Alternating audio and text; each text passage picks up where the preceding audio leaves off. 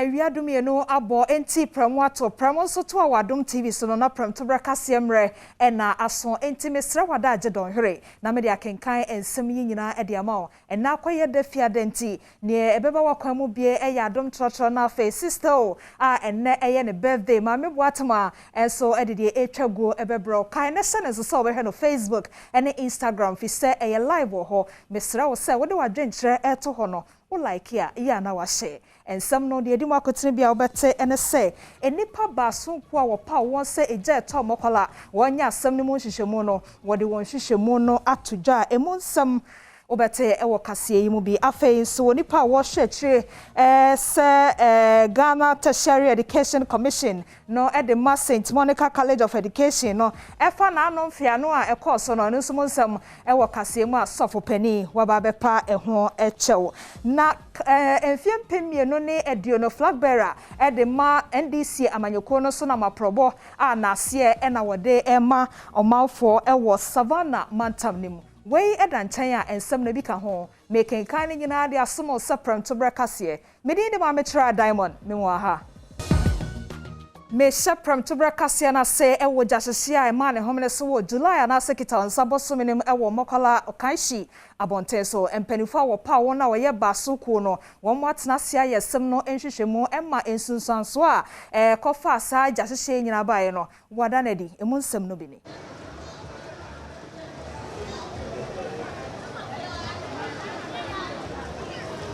Bia yejine Makola market na 5th July ejakesa otori oshi ejapazem pempem ha yetiro ye nyinde nyipe biara amfamu anhwere no nkwa na se yake ejapaza ohye oneza ono ze se yesi yer tunizina yentum ntuzin se ehwe ejapaza ohye oneza fire service for one hwehwemu a waye ama wadze abatuga no kire dem za ozi ejade ba ni na anyide generator bia na wareso ha na power outage another light bi odumi nti waye de wo so generator no anchere bia na light ne bai na wantum anye change over ne ntam na onamdo amadami ejahyehiwi oye den obey na se ehwe ejepaza wa hyew ne za wo se to nizina ejapada wa hyew no 97 million Ghana cedis 97,213,600 Ghana cedis shops are also nezi gbeburu wankasa tedama ezinkane ehu no na fire service fo onhwehwemu chede shops nkoko 122 na ohyewe na ohona wotonto anzamanzama wa from petty traders nezi wo mu 53 na won so won ho yadan won ka agwam nhwehwemi za wazaba to gwan de o de wohwe na adana osinye echiade no wobu wazugu yeyin egwazifu na o ni binzu nkomo ne ehwe ahawa ejana oshiwi azabre egozi na adana wori bebebu no so ono so ose ahawa ose bebro mo bi wa kwa baba Adom TV mi joso se o hwe edan na ehye ye na ehaw be na de average dedi amajene na e basa jana ehye de amajene de e basa ye wa fomu na jana bi bana ni biti e be toso e be na na mashi ye basa ye man magazine koye etaliwasa na diasa na diachi to mo se o ma be bubuda no te be Sunday sita ba bubuda na e te metali o kaka na atumato eniama ya wa form no nti bu a se ye babu no no o ma ma bebi a mo betena for the meeting o ma bebi a betena o ma bebi a mo ma bebi a betena mo nka hwe ntina mo o ka hwe nche nyanse mo si o ma be bubu no Sunday nyame ya adoma anti o ma mu date mo de babu say Sunday we am bebubu benim say na power wia onwumre yanim okay na nti mu hu hihye bia so e wo sa bu aye babu da bi da hu hye okay ya ne ya ma mi so nkasa mo mi ne ma tsan ne ma ya bako ba ne nyina ni say fiti we no hye ye no market no aye low wa be from ti se si a omuso mbebu ya sra ban se e bia se ye bebubu no na se ye betwem ya wo form no ye betimia aye kakra wo anka e bebu aye because ye kan kire ye se e bia ye bebubu ye bebubu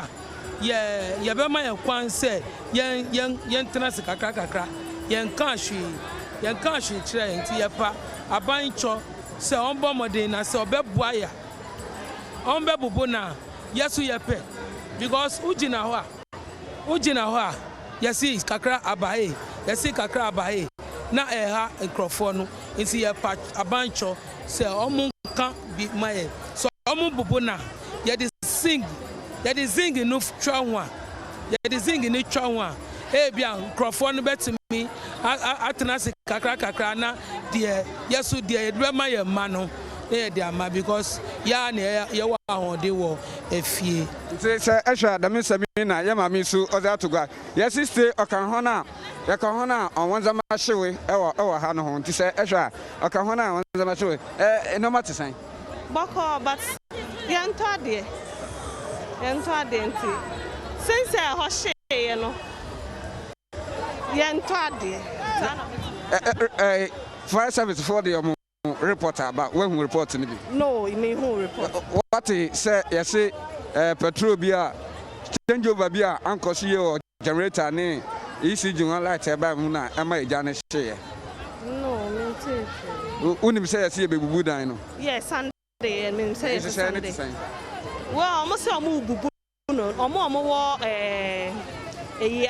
agreement say e bia waje 5 years and say bibi no. Ye be to me I share amam but mo ebia years na aben no e na omasa age foforo ti ya te so mo be bubu nanti definitely e be affect ye nyina but it agreement yes it would the energy share it sign it share ne say e wie a ye be hwe say omo si wie a say e betimi di bi asoso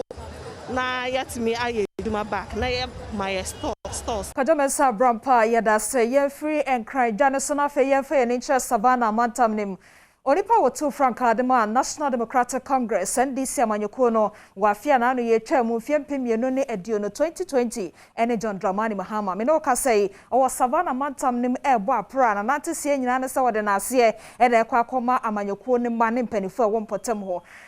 so obekọ ne sen so bewie ne sen no menko menuaba Rebecca na toma enche na fe yenhwe enchemo no beki mi so to me ka ma hai Meda so ajeme so na Becky mampani aprobo no sen na wo kọ no wo be hyase he wo de bedu he no akọwie wo he yo summary de o mampani baba John Dramani Mahama everything was Savannah region Damango Savannah regional capital na osase no okọ ohimpo a ye fere no yebere akulema na tuntumba okọ ahemfie ho no ekotia ahemfo ene party mpanyinifo a omo Savannah region ha sei owie no samra me no we ka say de radio station ba kwa won Damango a o twetwe nkom oni radio station for na twetwe nkomo omo hwese me a Damango se me oti ba ni anti a oba ha sei nti omo twetwe nkomo me wi a obekọ Damango town park ho ye no park station a omo asiesie ho kama say omo ampanyi baba ho no nso e de ni anti a ode ba ye no wa twetwe ho nkomo e de ama won a wo Savannah region enti no omo ampanyi ni sem bia o kan e wo palace no mo ne say say COVID-19 yare e wo ho no mo nti on pass obechi constituency by constituency enti no constituency for ni nyina executive ni nyina be sie mo wo Damango ha say omo ni omo ampanyi ni onye park na so a executive ni nyina so ebesia omo ampanyi ono omo nyina so ebe twetwe nkomo no wi a obekọ tamale akwatu aso ewo ho no nti samre de omo ampanyi John Dramani Mahama eda so wo Damango obetie background na NDC for na omo oji omo ni ewo Damango ha say yati ase na yeri Kenya na tiese mampani Mahama kodu ye no woko ahemfo bi ho mesoro no ye ehemfa potia Becky mesoro to menka okay Becky ente menka me dey the Diamond Becky na yenko hwe de aprobo na hyase ba bi owura Mahama kodu ye no wodi kan ekọ yansa na fe yento aso the overlord of the Gunja kingdom for his warm welcome as we arrived here at the Jaka Palace. Even though we gave him a very short notice, he extended his invitation to all his divisional chiefs. And all the divisional chiefs are either present here or they have sent representatives. It shows that his son is coming home and he has called all his chiefs to come and join him to welcome me. I thank him very much for the warm welcome. It's just to say thank you to all the people of Gonja and the people of the Savannah region for your support during the last election. We gained the majority in the presidential election with 67% of the vote, and we must express appreciation for that. In the parliamentary, even though 3 constituencies slipped out of our hands, we still won the majority of seats in the Savannah region. I know we could have done better, but a few issues to do with unity, and then they started shouting that to do with stomach also affected us in some of the constituencies. But if you look at overall performance, the NDC, we went from 106 seats to 137 seats. And so today, if you go to Ghana's parliament, we have what we call a hung parliament, because none of the 2 major parties has a majority in parliament. We all have 137 seats. And when it came to the election of the speaker, by God's grace, the speaker who was elected comes from our party, the NDC, Honorable Alban Bagbem. And so we must hold our heads high with pride that we have posted a good performance, an impressive performance in the election of 2020. And so I came here to thank everybody who voted for us during the last election, and also to thank those who didn't vote for us in the last election. Because it is by coming out and voting and exercising our democratic franchise that makes our country to develop democratically. And so we want to take this opportunity through Iram, through our chiefs, through the Imam, through our mothers, the Queen Mothers, to send my thanks to all corners of the Savannah region and tell our people, thank you. You prayed for us before the election, and I know your prayers will continue to follow us. We will soon come round and reorganize our party from the branches to the constituencies to regional to national. Yemfi Savannah Mantam nim kanema mpania probone so na fe yemfa ye ni enche enkran la pass abonte so de ekoso ho no say Johnson & Johnson COVID-19 vaccine anasem pania wode wo omanfo no enne na ebe wie na ebi nso koso wo sa empotem ho no ma wo kire se nipa be sa he no 200 kobo dompem ho no ye atesem a wo susu say vaccine no makomako edu ena wade course sa nipa 200 anasa ahenu no wonfa enwo enti nipa bo pay so pa. They have been now for like 1 hour now. They didn't say anything to us. Almost here in change. And all she could do was just to advertise the La Paz hospital to us, telling us what they do and all that. And that you should have patience. Almost someone in Rome. You've seen the number of people over there, so you should have told us, oh, same Peneba, there's a mobile phone. You could have called those here from the center that it's only 10 vaccines you are bringing. But you made us wait here, and later you tell us you're only bringing 10, so we should leave. Or we can wait, maybe they will bring more vaccines. Like, we don't really get it. The information is really bad, like, it's really bad. Why are they now trying and Friday last in a buy? Okay. So we got to know yesterday evening. Okay. So we even woke up at 5. We woke because you have been picture of see something. Almost about 6 gram away. Yes, sorry about my match. Yeah, by a 5 service woman, we catch us and run and my young to was here. They say, Atina Mika say, Sebi, a quack 9:42, almost 10 o'clock. I see Zen run Yabi because you part 10 pen on betting our my drone. Nipa tempe ene benya duro ni biwa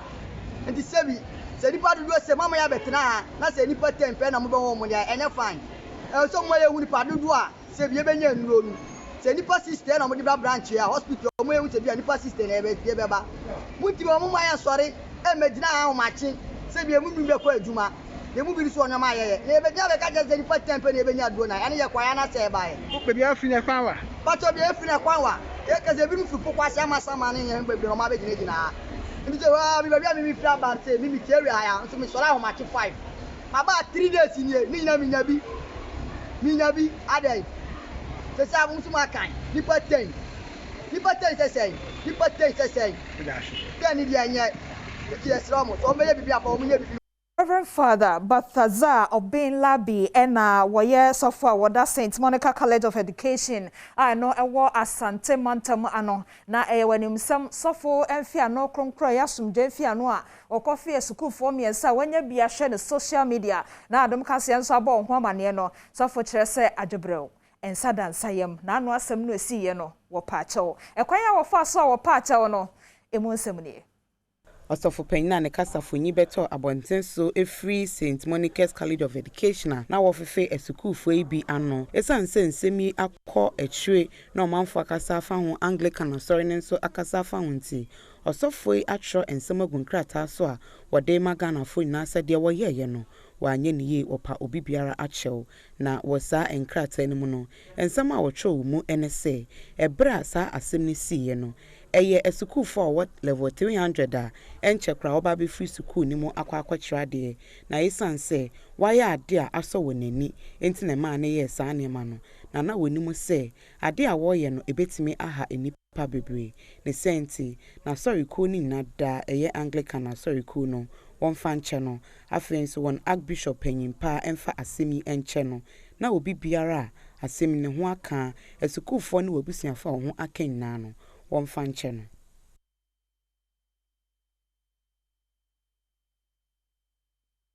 na sasemi eba ye no ena empanifo esi hunkonya ama eye Ghana Tertiary Education Commission empanifo no omonso ewo St. Monica College of Education mo ede asem no akwakodan eye Ghana Education Services ade we no so be ye ne sa na chese de obroni beka se sexual harassment ne bia na sexual assault no ebi eno no enti we eye sobo a wode abo sa asofopon yi esa emfia no a ebede di se sukufo maya miensa sofo efe womoano no enti saseme Reverend Father Balthazar Obin-Labi ne ye ya wo ye wo kire se eho asotwe ewo ho efise enipa fakase no ehu sa video yi bi no wo mo nyina ekaseti a enti sese no sobo a wode abo no ene eho asotwe a wonya ye ene se emfienum wode ne dibrebeto ho se chaplain anase sukuu sofo a eno no wasanso yobi oyemranim ni anase lawyer kraka ho nti se dibre we nyina no na sotwe a eye emfienum no ebetwe no asensen kosi se emfienum no beba obetimi asanya kwanya asa akode sa adwuma no ebio enti eno emu ensem no megosode Kasee yisum we me bomoden sa men sabeka oheme tawia sa men sa eka no a mene no ebedi asem yimu enkomo eye enti sofo ede chawpa ena aba efasa asem we eho afei minko ensem foforo so Konti here Adom Pastor Divisional Council no ewa adanse ene nana bosom pem kitichie apenti otosomienu na nana ene ka kire MMDC for se wo nyina hwe se internal generated fund na eye sika assembly no ankasa na ye jejeboaboa no won be kraso yie na de fasode abre won manfo ebra oboase epuye mensimu assembly wo honom ekeka wansase a wokoto ehyen a wode ba bejeje eto ewo ho ena konti hina wo dompase nana bosompem ketichie apenti otosomienu ede afutu ama MMDC yisinase se onya emfidie bi sei na sesese wode ye adwuma aya wo mo homoden so betimi de ye adwuma ama mfaso abaso ama wo mukura watim ene Ghana man nyina owieye ena ode so se wo ba won honom a enema bebre ena wo hia wode eto mpanyin yenum supetimi amano ato aban na otimi abeye ho bibi amom tu amede be ma amanfo menim manfo titru ni oboase east for ne se eto ya de bi ehu bia pa assembly ni betime didumedie bia age se yetutu a yeto titru ye mpatam mutu no na aboa ma assembly no sudumedie etimi akoso owi aka police krum ha na ma eno ma bebre ni ehia esi afa ba so kwa na okwa abuskwa ohwe ye kwan ya ba bi ejina sesi e pre twam akoko so kwa na de kwan nyina anya ye hia clinical krum ha no mo WC okrum ha no na enso ye manfo no nyina no ye de akwakoda assembly fo no mo ye na enso no said the young case and no media bells on Babajiti. Yen Chatwana, Rama Yansu Medina, person as a minute, said we are perform kakra. So the American say, Mijina and then say, the Sram for say, at one or more from this year or honum Vostina Amisa edited that say a shame waiting me at all ama assembly idea or any musebe bomu ewo a toji chimu now if you win sick as someone so etimi etumpo. Obuasi East Assembly no after I had the tour when back has a revenue mobilization van and no one had become mantem near the tour. So the year assembly no and sick assembly ever cost. Yes, a full year to see your third quarter and also your revenue IGF performance in our form car come home and until I my performance in our form and she and then more who need. Yeah, the better mantem now the Tobia assembly no was the na adesade a yesene say kroma no adehye ye ba mo na so a ana wo ma gi eto no ba munya kasade enka nche wo mo na munje wo mo feso na abutire mu ye wo se butire bia muntua fa ma wo Ghana Mampani Adom Kufuado ama enipa dumiensa Michelle 13 to me say wonkosi oman Ghana nemo ewa ama hodo dumiensa eso na wode won krata ema won edi adanse say won betimi akukura sa di bremo e de asom oman Ghana wo ama hodo bi so no ensem bia wo ka kire won se covid no achi no eni so ade hu ne hyehyede a oman Ghana eda nanim no sampanifo yi kwe won hwe say won beboa ama no abemsa Ebra empanyimfo bia Ghana mampanyi eyi omo wo aban mu se wonkwa amanama bi so enkogina mu ema oman Ghana no Ghana mampanyi ede ensem egu nkrata so a echese wafo mo ewasa adwumanim ema wo mo ebi ne osoafo akane no wo hwe ensase ene odomankoma ejapade ho nsem so Ghana mampanyi ene omu hia ya wode sankrata ehyehyɛ wonsa ene ode afutu ema wonse enkronkra hodo ode wo mo atoto so no wo mo homoden se wokɔ no obetimi akɔye adwuma ebeboa ama amanama opese oba Ghana ebedi dwuma Ghana nya won somfa so no omonsu betimi aba afei so wokɔ a wonhwɛ sɛ aban a ɛwɔ saa amanaman yi obetimi ene omo akasa na watimi ene omo afa adwen a ebetimi aboa ama nipa bonifuo ku adabia da opese wokoto hye amanaman bi so no ebetimi aboa ama Ghana esisi saa ne meni nada ano. They have distinguished themselves in their various fields of endeavor and in the public service of our country and are eminently fit to represent Ghana in their respective places of accreditation, which have expressed satisfaction at their appointments. I congratulate each one of you warmly on your well-deserved appointment, and I'm confident you will make our nation proud. High Commissioners, Ambassadors, and Deputies, your appointments have come at a particularly important moment, not only in global affairs, but also in the development of Mother Ghana. All the countries of the world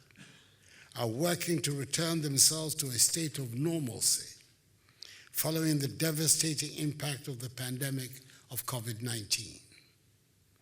Economies have been plunged into recessions. Businesses have collapsed. Opena ni din ene Winfred ni Okan Hammond eye wo bia okodina Ghana anan mu ewo China man mu na bra Ghana man panyin ne omokase wiye ene ogina mpanyimfo a aka ni nada anim ede ensem bi sei atu da se omo so kono obebo omo homoden so betimi aye adwuma ede animunyam ebebre oman Ghana. We are delighted to note that though daunting, the capacity of nations to adapt has been impressive. Following the lockdown, embassies moved swiftly toward virtual operations, forcing them to conduct diplomatic interactions with host governments, their counterparts, and the public over digital platforms. As one diplomat puts it, diplomacy requires candid conversations to properly read your counterpart and negotiate. You simply cannot do complex diplomacy over the phone or Zoom. In some instances, there is no substitute for a bilateral meeting or quick pull aside on the margins of another event to get important work done. In this evolving global diplomatic agenda, more flexibility and agility will be needed to advance economic diplomacy. Afe won sama efa adetrene adesua ho no National Union of Ghana Students a wotwa ne tia senux no ene de adesede to mampani adodakwa akufo ado anim se wosere no baabia edu no UTAC fon sensem no won fa de honyim na ofa na no ntum na adwobrel etimi ma na adesua ne adekere enkoso Ghana esekufu ku a utwa wenti awafre won nukes ebo anamon ekọ Ghana mampanyin ho ewo abankese mu ensembi ode koto nanim ene se UTAG mpanyimfo a wote aban so etua esan won sikasem ene nsensembi a ekoso no ebe yanka Ghana aban emfa ne ho enjimu na asemi nka wontimi enka ema etu entwakra na wode abasobode bebre ekoma asoya ohwe mmesua ho nsem so se watimi aboa ama UTAG mpanyimfo ene omo akwakotena akonya so asemi oguso eka na emumade ba akwa wosa kan ye ene se sisi adawhwe biaya esukufo deda ewusuku ma ofre honom hostels na ne bo ayeden pa ne senti mpanyimfo enhwe no won kan wasem panyimpa wudi esukufo kuyi enim Emmanuel Adom boache ene desa ensimi etuda. As a union, we commend our minister and then all other government agencies in their ability to get UTAG to return to negotiations, because this was a matter that was really affecting Ghanaian students. But at the end of the day, we would still plead with both parties to take away all forms of entrenched positions such that the negotiation processes will not be prolonged or delayed. At this point, we would call for your intervention and then help see to it that our lecturers return back to their classrooms. There's been an issue of an astronomical increment in hostel prices over the years on our various campuses. And this is something that has been affecting Ghanaian students for long. Emmanuel Adom boache esa den sembi etu je say ya a teacher fo bi ekotro ensohwe na ensohwe beba no wadi nkuko mu no ese sempanyemfo hwehwem no woka sa asem ne nso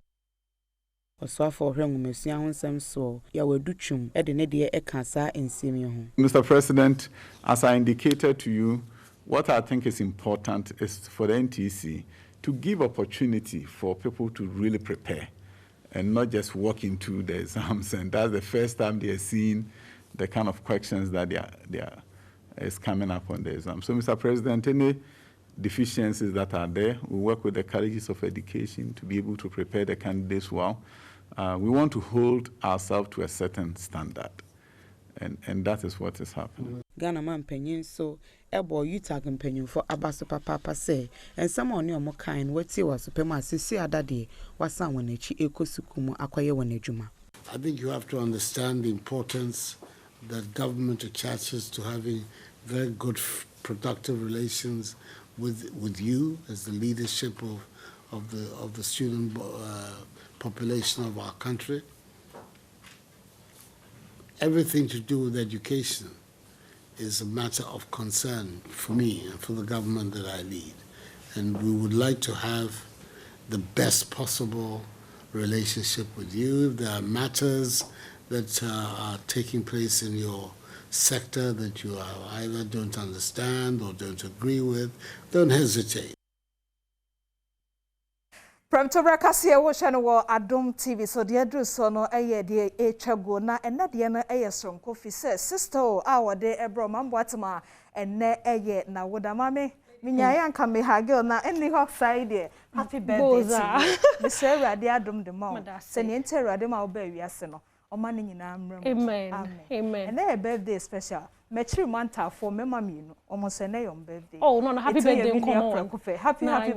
birthday. Happy birthday. It's in no president and second lady. Okay. Birthday. President of the brothers and sisters and the vice president of Ghana. Obi as in need jurisdiction. Happy birthday to you. Okay. The birthday sister or the two also. Ain't no embryoni mama mo akaba dia echogo nhim zene ze mama boatema the fantido president for the Brothers and Sisters Association. Mokoda na my encourage you, but more not follow any pages no Adom TV or Facebook na Instagram Adom_TV or TikTok na Twitter do. And that and some or trend no most the kind of on cherry biara beke bed a month ago and na hawa kumsen or yeah fisheries ministry penyeno obomozana akogina ho baby honom na kotopunumu. Na wasan we pono no nanso no fishermen for knows that what can you then na wofo na nam neze won chada wonya bi yenkete is our king opunum no boya achi na nam namba ada ta mo to opunum no wasesa and aba mo so bia ambado ana na me sisa wo to moko nta na me bia anyi wo bebe ya mba bubu school fi ana na me ko school sare bere na na obu elo obu ayata no ko ya no sare bere na na obu elo obu ayata bia minister na kenga kono akana lo na kenga le obu ta minister na nga na kenga ye obu emi e wo no ko ya no e wo na lo Mba be 5 o'clock. Nimba mewule. Ate aba ka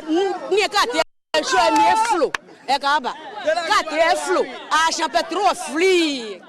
Into no e okodo wo Jamestown nka no wakeka bo ma me muntu na mincheche munche but ni poka fantin mu hope that it say ose the wonyanam mama fa wadwen kire Ezekiel say ono zo care pa orinye no 80s na 90s time no na oduda mambre na enam no obebebre nti ebo hwan de fishermen fo no wato santan wo street ni mu hono ma wona yire no na watana nam no so kitekita one pants and as different types and sizes and I watch over had into no ono zo ha shout out cantonment osu laboni and a barracks cause da mu ko funi nyinara no ohonom na da mu sam na okodo honom afishermen funi nyinara wo pwe na nam no so very very cheap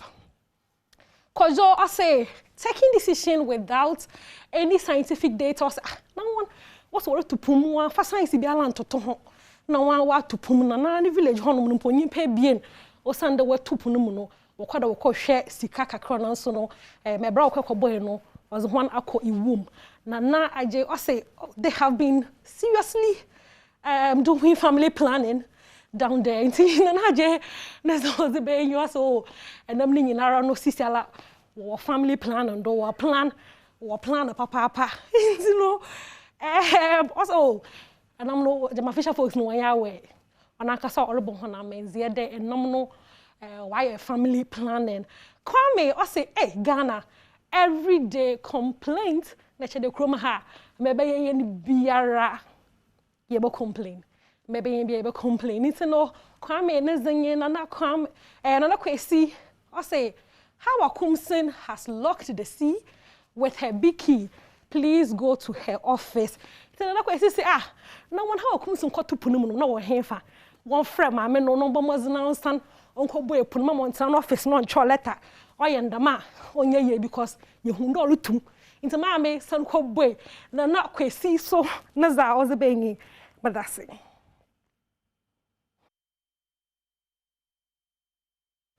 Anchai biana you hunde tomatoes na you hu okrom hade in market tomatoes na you hu no na sana ibi ohono ma wakrafi Morocco na wazaba na oba na dam no oye Ministry of Food and Agriculture was so sanko dum kofu kofu tomatoes fi Morocco be no sana o sadenka wofa party bi mu wanjeje akwana na nkosa da wofa do no wanfado ntino wabomazana na tomatoes 2 containers na waka no wa destroy ni nyinara yenkete is working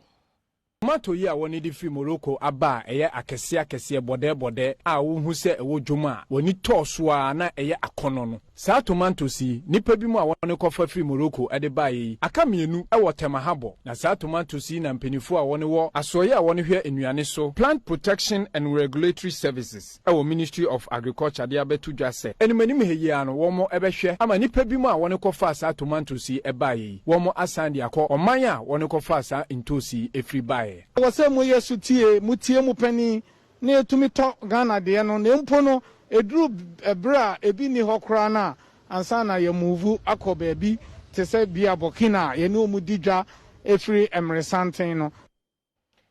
nti no tomatoes no was one permit nti no wobomozna na wa said them tomatoes na ofi Morocco bay no Frank Atta was say this is ridiculous Ghana hade farmers everybody over here Frank Atta this or the bengi I said oh so also they support the farmers na wo krom hade no dem bro be ya it's only in Ghana that farmers are poor the chede oh krom hade farmers ni nyina wo point dem bro be be yin na free po no poverty ni mu na wenye skaka kranti aban bomozna na twa wenyu afehye farmers wo krom hade no hono drone ti Frank Atta so neza ozebe oningen Al-Hassan will say, as long as English remains compulsory in our schools and agriculture an option, Africa will always be poor. Inti Al-Hassan also, Ekromaha, na brofo crown no compulsory English brofo, and one year here no compulsory. Internal answer, I say, if not laziness, how can you sit on a fertile land and import tomatoes from desert land? I think we are becoming a lazy nation. In also Ghana for aquadron or rukuhen, into the Yeriko Morocco, akaji tomatoes. Maybe say it's already in the marketplaces. So what are they talking about? All these are part of the fix the country and attitude.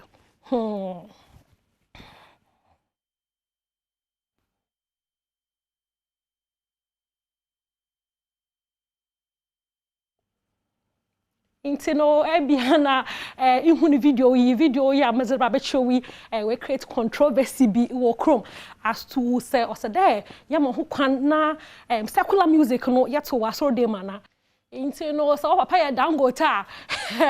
so for mame revenue kuwa na ehunu no honom no onye na soromba no Anthony said oh yan consider enyom no nsama owo no said the lyrics of the song and see whether it is profane that I don't know say enyom no say some no no onye ewusama ohun de abedinti na yeruntum na yento no asori dem also onumpoze o Celine John na arcade won enyom ze otene da ma onye mpanka wo bono wo asori dem Sandra also there in this instance they going to Oshodi for God's case or what? Boy, yeah. How do the words even relate to God? So someone knows the relation, no? I go Oshodi. Hey. I'll go Oshodi for God is that I know Sandra Solomon who's a mammy or she share watch rain. You know, as of all the songs in the world, this is the only one that they got into. And no, Ajua or say, there's nothing wrong with it, honestly. On your sofa, mammy, I drink papa. Also, the bottom na yabobo enyum no washo dem some kwafo enjoy nkotinza yabo asede o zo ye pa wo the master mi hu ono ye de bia na bi otena so dem honom na dwi nyinara onye de enyum ye worutui oye nyamenyum maame onye nyamenyum inti no yabo a so neza ozebenyen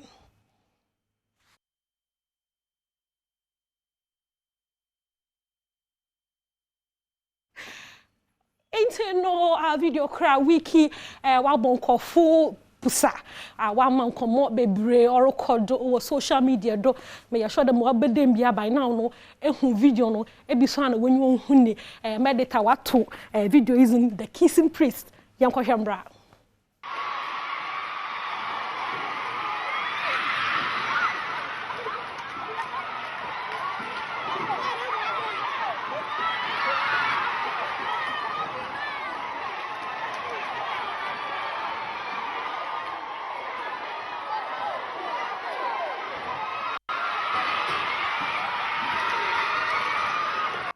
into no yehunda sofi olifio mafame hwanano no nkofo bebre obo no pusapa na kasa bebre wo krom na Anglican for wo bomozina we issue press statement na za work nyina do sofo no watchuna sinstan a worry investigation kakra na wa shares a okodo e wo school honom na foforo kra o mnye de mo sofo father Baltauza Obin Labi papa no wacho letter the letter no or your statement of apology I was pagana for chow was the only rabbi why I say more congratulations but if you don't know holy kisa one jinka congrats no na mom osraga na fo wo pon ne cho papa Intino Erama, I say, is he kissing these girls in public? Like, if he's kissing these girls in public like this, who knows what he's doing behind closed doors? So for public crown only kissing Ketesi, no, Chiruhaze, so for Jamor say Hokora, Intino Erama, so Neza Ozebang, Godfred say, oh, priesty, one mama's nana won't so no test no COVID or son of COVID-19. Shaho, no only kissing my family. Now my family in house so one quarantine for 2 weeks. Nana yell under us by their fruits, ye shall know them. What's the Bible Nara and no can ask some. Into Richmond, I said, wow. So are those people jubilating Ghana and Christianity? God, don't come to Africa. Isaac, I said, abomination before God. If today's men of God are doing this as normal, what will those who know nothing do? In so no so for anya za kra na so won ma wonyim za kra na so what says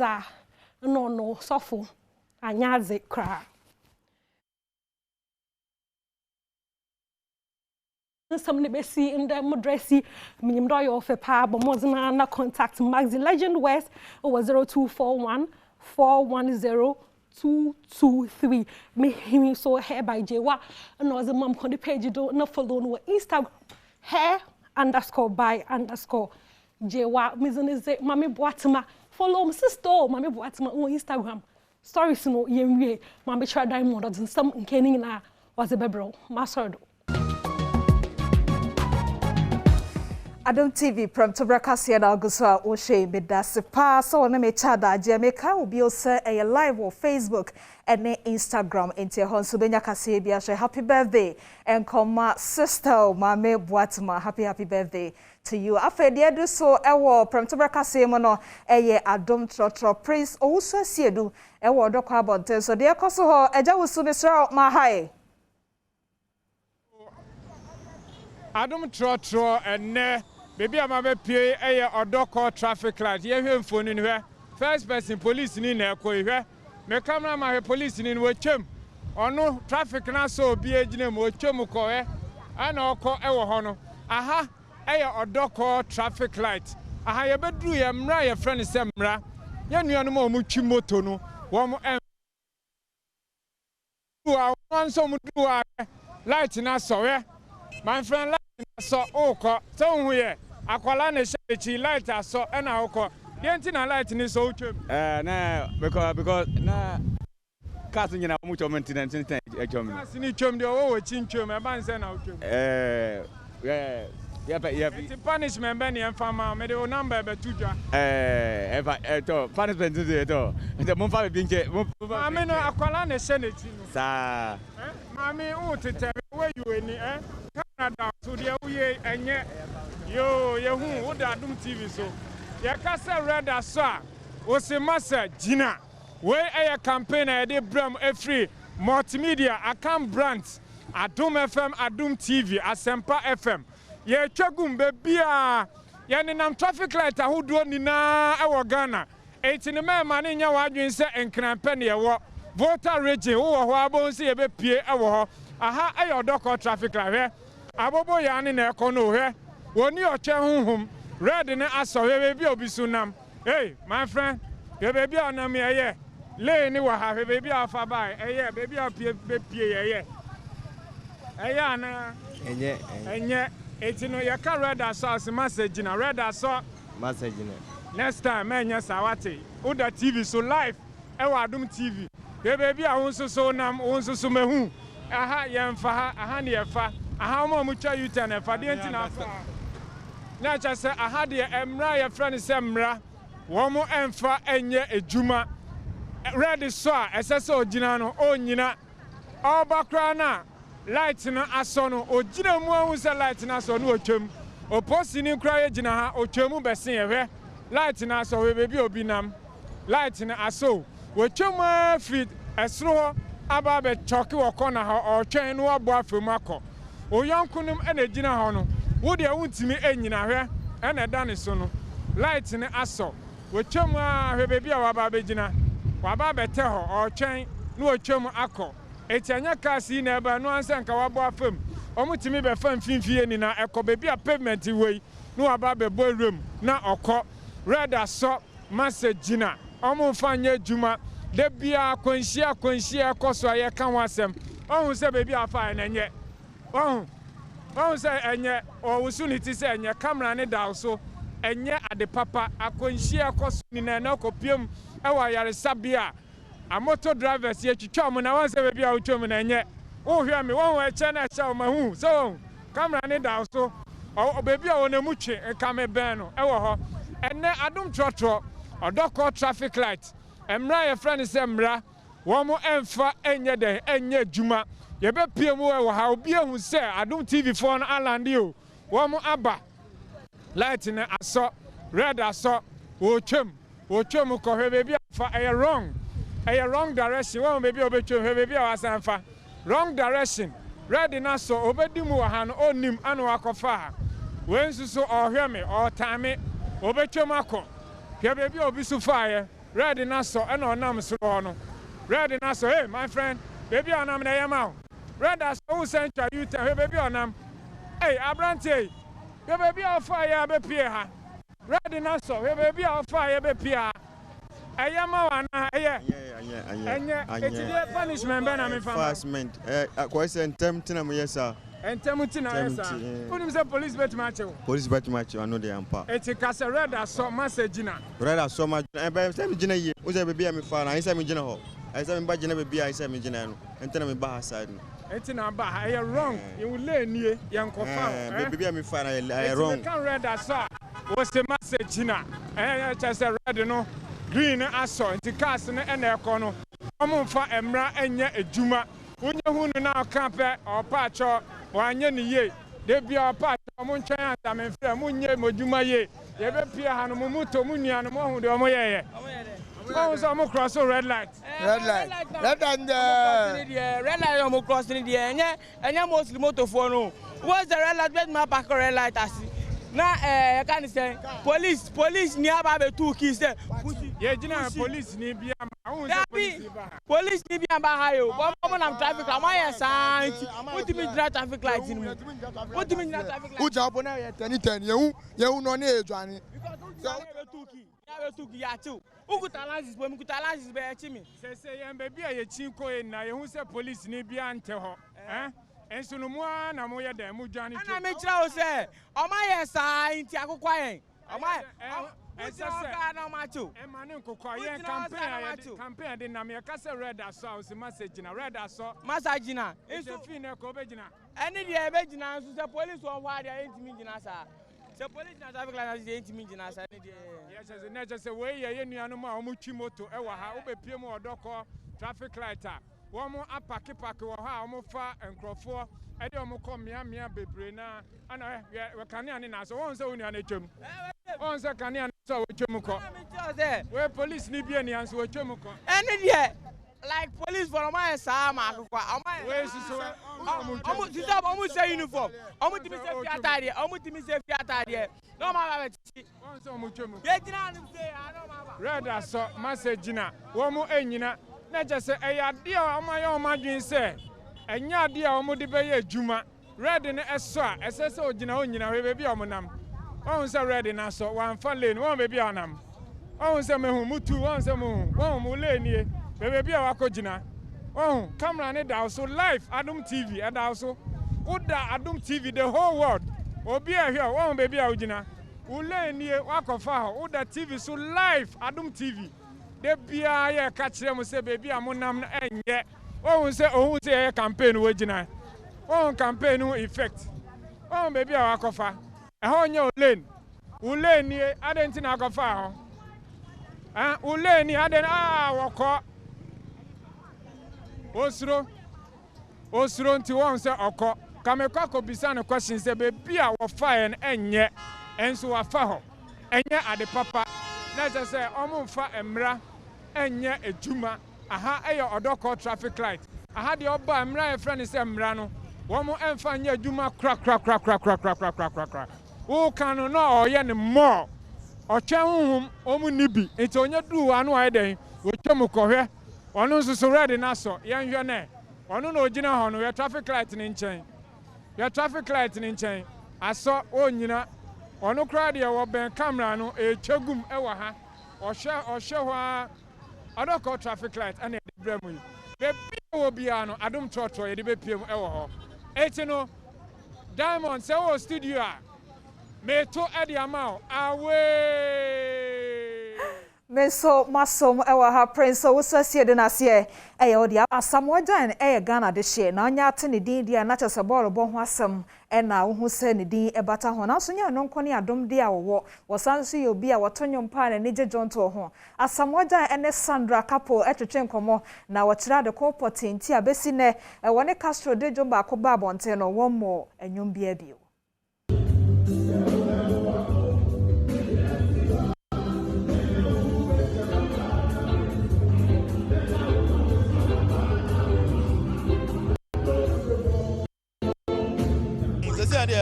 The music is on hold. Although I have my band, the Azza band, which I normally perform with them. I have a mom who be semi-feel board. I'm a bro, my board.